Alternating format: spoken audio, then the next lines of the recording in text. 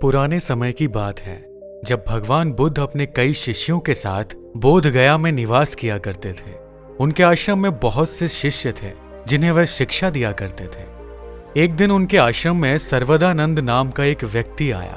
वह बेहद दुखी और परेशान था। वह बुद्ध के पास आकर बैठ गया और रोने लगा। बुद्ध ने जब उसके रोने का कारण पूछा तो उसने बताया कि उसके साथ कभी कुछ अच्छा नहीं होता है। वह कोई भी काम करने जाता है तो असफल होकर लौट आता है। बुद्ध यह सुनकर चौंक उठे और उन्होंने कहा, तुम ऐसा क्यों सोचते हो? क्या तुमने आज तक कोई सफलता हासिल नहीं की? क्या तुम्हारे जीवन में कोई सुख, शांति और उपलब्धि नहीं है? सर्वदानंद ने बताना शुरू किया। उसने कहा कि बचपन में ही माता पिता के देहांत हो जाने के कारण उसने बड़ी मेहनत से शिक्षा हासिल की। भोजन के प्रबंध के लिए भी उसने संघर्ष किया। जब वह शिक्षा हासिल करके व्यापार करना चाहता था तब उसके पास रुपयों की कमी थी। इस कारण वह व्यापार शुरू नहीं कर सका और एक फल व्यापारी के यहाँ उसके बगीचे में उसे माली का काम करना पड़ा। जब माली के रूप में काम करके उसने पैसे जोड़े और व्यापार शुरू करना चाहा तब उसका फलों का व्यापार सफल नहीं हुआ और जल्द ही उसे अपना व्यापार बंद करना पड़ा। कोई भी स्त्री उससे विवाह के लिए तैयार नहीं थी क्योंकि उसका कोई परिवार नहीं था। सर्वदानंद का कहना था कि स्वयं भगवान बुद्ध ही उसकी समस्याओं का समाधान करेंगे और जब तक सर्वदानंद को अपनी समस्याओं के लिए उचित उपाय नहीं मिल जाएगा तब तक वह आश्रम से नहीं जाएगा।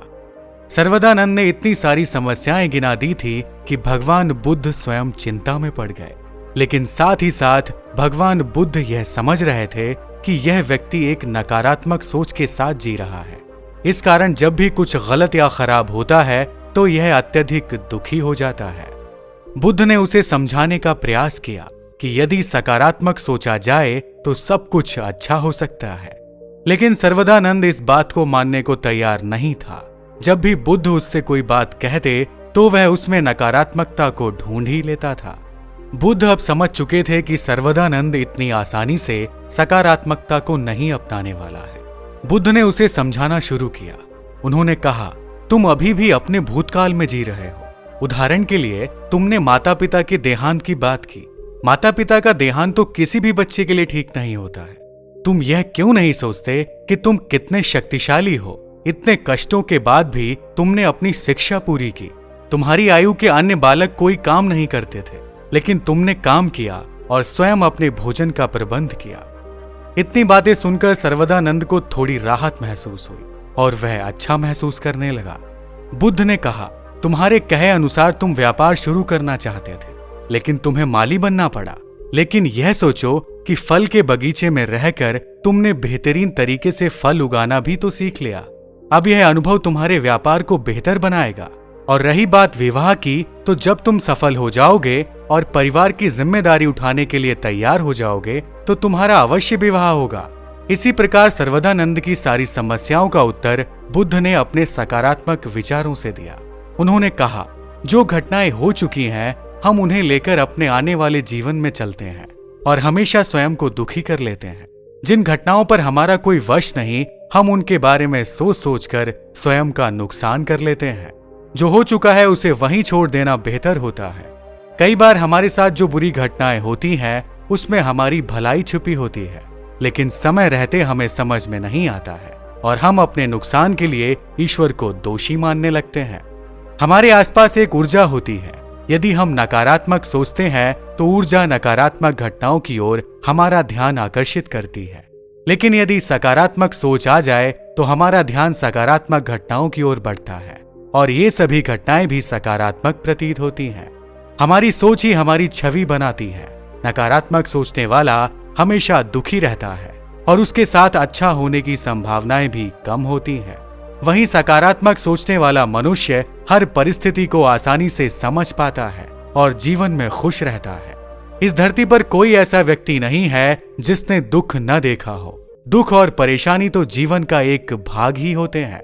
उस पर हमारा वश नहीं है, लेकिन हमारी सोच पर हमारा वश जरूर है।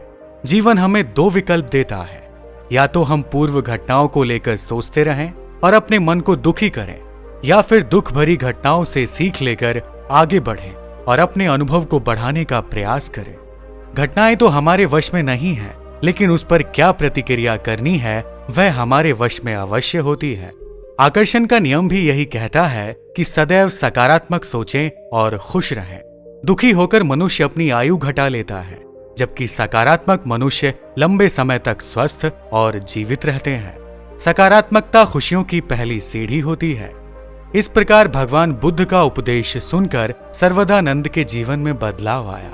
उसने अपने जीवन में हुई पूर्व घटनाओं को स्वीकार किया और स्वयं में आत्मविश्वास भरकर एक बार फिर व्यापार शुरू किया। धीरे धीरे उसका व्यापार सफल हुआ और आगे चलकर सर्वदानंद का विवाह भी हुआ।